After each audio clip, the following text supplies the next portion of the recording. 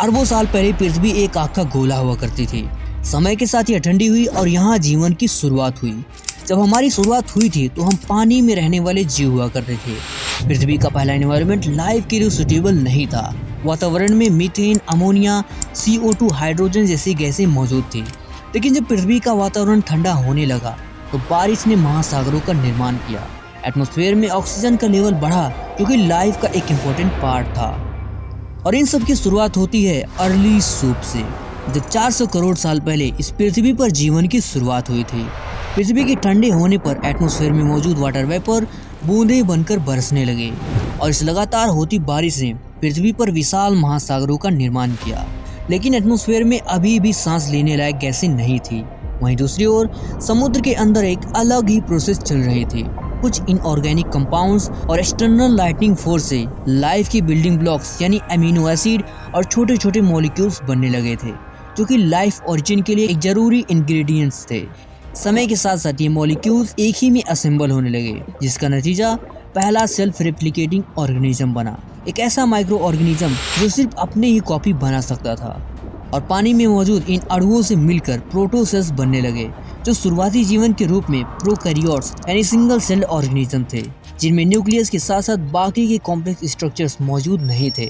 और इन्हीं प्रोकैरियोट्स में थे बैक्टीरिया, एर्काई एंड साइनोबैक्टीरिया। ये प्रोकैरियोट्स अरबों सालों तक पृथ्वी पर राज किए। और ये वो दौर था जब साइनोबैक्टीरिया सनलाइट, वाटर और एटमॉस्फेयर में मौजूद कार्बन डाइऑक्साइड को लेकर फोटोसिंथेसिस शुरू किया। और एक ऐसा पल था जिसने पृथ्वी के भविष्य को बदलकर ही रख दिया। फोटोसिंथेसिस की प्रोसेस के थ्रू साइनोबैक्टीरिया ने ऑक्सीजन बनाना शुरू किया। इससे अब एटमॉस्फेयर में ऑक्सीजनेटिंग भी इवॉल्व हुआ, जिससे ऑक्सीजन का लेवल बढ़ा और सिंगल सेल्ड ऑर्गेनिज्म एक साथ जुड़कर मल्टी सेलुलर फॉर्म में कन्वर्ट हो गए थे। और लगभग 485 मिलियन साल पहले शुरुआत होती है द कैम्ब्रियन एक्सप्लोजन की, जब अचानक से समुद्र की उन गहराइयों में मल्टी सेलुलर बॉडी स्ट्रक्चर्स में बनने शुरू हो गए थे। और इसके बाद शुरुआत होती है the rise of vertebrate period की, जब ये स्ट्रक्चर्स फिशेस में इमर्ज हुए, एम्फीबियंस में बदले एंड इवेंचुअली मैमल्स में। पानी में मौजूद इन सॉफ्ट बॉडी स्ट्रक्चर से अर्ली जालेस फिशेस और फिर एक जा फिन्ड फिश बनी। समय के साथ साथ इनमें bones, lungs and muscular limbs develop हुए, जिससे अब इन्हें सांस लेने के लिए बाहर आना पड़ता था, जिन्हें आज हम एम्फीबियन के नाम से जानते हैं, क्योंकि जमीन और पानी में रहने वाले जीव थे। इनमें से कुछ जमीन पर सर्वाइव करने लगे, जो रेप्टाइल्स और मैमल्स बने, और बाकी के एम्फीबियंस ही रह गए। और फिर आज से 160 मिलियन ईयर्स पहले वो समय था जब रेप्टाइल्स का साइज बड़ा होने लगा और इनका इवोल्यूशन डायनासोर्स में होने लगा।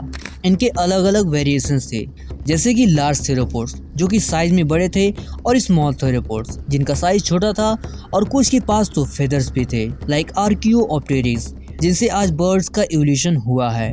मैमल्स का बॉडी स्ट्रक्चर पहले की तुलना में काफी हद तक बदल गया था।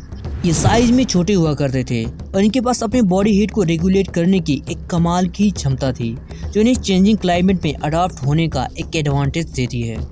यही नहीं, इनके बाल, दांत और जन्म देने की एबिलिटी इनके सर्वाइवल रेट्स को और भी बढ़ा देती है। लेकिन इन विशालकाय जीवों के रहते हमारा विकास मुमकिन नहीं था। और फिर हुआ एक और बड़ा बदलाव, द मास एक्सटिंक्शन। इस इवेंट में आसमान से एक बहुत ही बड़ा एस्टेरॉयड पृथ्वी से टकराया, जिसने पृथ्वी पर सब कुछ तबाह करके रख दिया।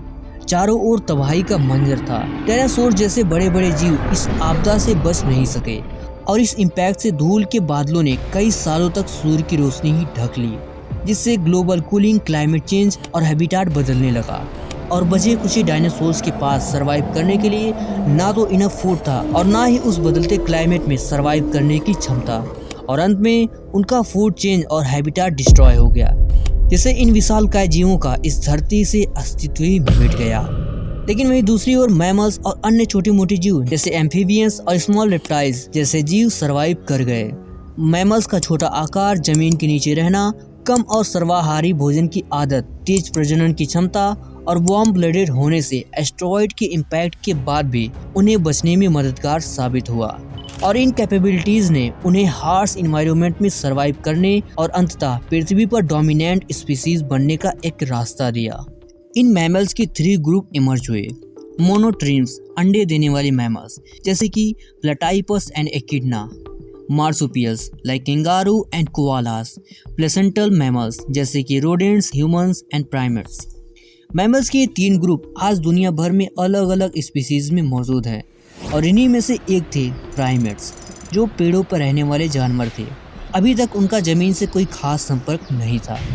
उनके हाथ और पैर किसी भी चीज़ को पकड़ने में डेवलप हो गए थे। उनके पास तेज़ ऑब्जर्व करने की कमाल की काबिलियत थी। इन प्राइमेट्स के भी 2 वेरिएशन थे, wet nose like lemur lorises and bush babies, dry nose including monkeys, apes and humans.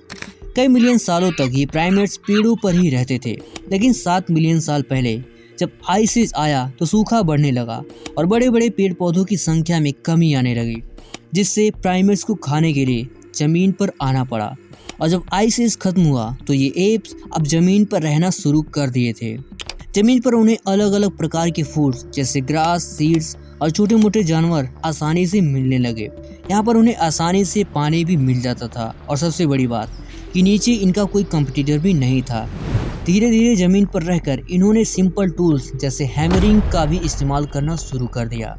आगे चलकर ये एप्स 2 फैमिलीज में डिवाइड हो गए, हीलोबैटिड जैसे कि गिबन्स, होमिनाइड जिसमें ओरंगटन्स, गोरिल्ला, चिंपैंजीज और बोनोबोज आते हैं। इन्हें ग्रेट एप्स भी बोला जाता है। रिसर्च के मुताबिक ह्यूमंस का 98% से भी ज़्यादा डीएनए बोनोबोज से मैच करता है, जो कि हमारी इस इवोल्यूशन लाइनेज को इनके साथ क्रूशियली जोड़ता है। हमारे ये पूर्वज अब जमीन पर 2 पैरों पर चलना सीख गए थे। उनके हाथ अब खाली थे, जिससे वे अब अन्य काम को भी कर सकते थे। और ये बहुत ही दिलचस्प दौर था जब 2.8 मिलियन ईयर्स एगो हमारी प्रजाति होमो इमर्ज हुए। इनकी हाइट लगभग 3 से 4 फुट तक होती थी। पहले के मुकाबले इनके ब्रेन का साइज बड़ा था, जिससे इनमें इमेजिनेशन, असेंबल और प्रॉब्लम सॉल्विंग स्किल्स डेवलप हो गई। फूड के तौर पर ये फ्रूट्स, लीव्स, वुड्स और मीट खाते थे। इनका एक वेरिएशन था होमो हेबिल्स, जिनकी सबसे खास बात ये थी कि ये स्टोन टूल्स का यूज़ करने वाले पहले ह्यूमन स्पीसीज थे। इनका यूज़ वे हंट और डिफेंस के लिए करते थे। इनके बाद ये होमो इरेक्टस में डेवलप हुए और ये होमो इरेक्टस ही थे जिन्होंने पहली बार आग का इस्तेमाल करना सीखा था। लेकिन अभी भी इनके पास कम्युनिकेशन, आर्ट और सोशल स्किल की कमी थी। एंड इवेंचुअली 3 लाख साल पहले ये होमिनिन्स इवॉल्व हो गए होमो सेपियंस में।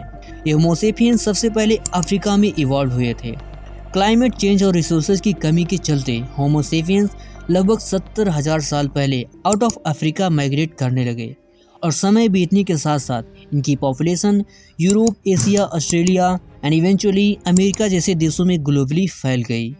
और तो और इन्होंने different art, social structures and symbolic language को भी सीखा। और आज से लगभग 50,000 साल पहले मॉडर्न होमो सेपियंस यानी हम पूरे ग्लोब पर डोमिनेट करने लगे। और ये वही दौर था जब हमने एग्रीकल्चर, कल्चर और सोसाइटीज़ डेवलप करना शुरू कर दिया था।